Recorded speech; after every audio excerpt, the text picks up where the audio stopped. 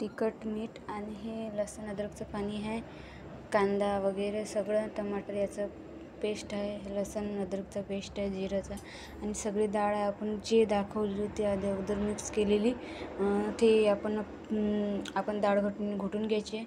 सांबार कापून ठेवला आहे आपल्याला आणि कांदे फोडणी द्यायला. तर आपण चला मग फोडणी देऊया तडका. ठीक आहे. तेल आपलं तपलेलं आहे कडक काळाचं.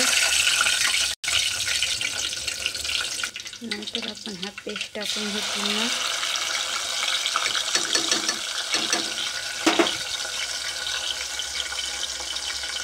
हा आपला लसूण जिऱ्याचा पेस्ट आहे. हा आपला तांदूळ आणि खोबऱ्याचा मसाला आहे.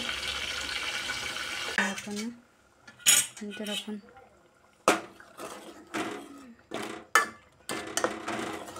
असं व्यवस्थित चमच्याने फिरवून घेऊया.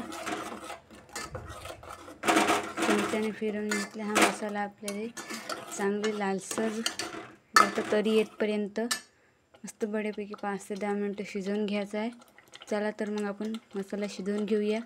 हे पाणी होतं मसाल्याचं, हे पाणी पण टाकून देऊ मसाल्यामध्ये. चला तर बघा आपला मसाला शिजून झालेला आहे, शिजून राहिला मस्त, त्याला तरी पण आलेली आहे वरतं अशी छानशी. आता आपण आपली बारीक म्हणजे आपली डाळ घोटून घेतलेली डाळ आपण याच्यात टाकूया.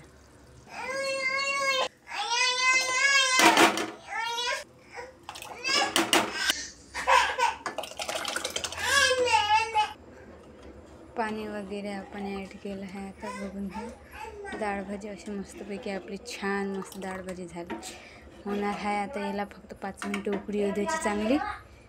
नंतर हे शिजून जाणार. मग उकळी आल्यानंतर एक कळ येऊ द्यायचा आणि मग नंतर हे आपल्याला मग नंतर आपण वरून सांबार टाकून देऊ उकळी आल्यानंतर.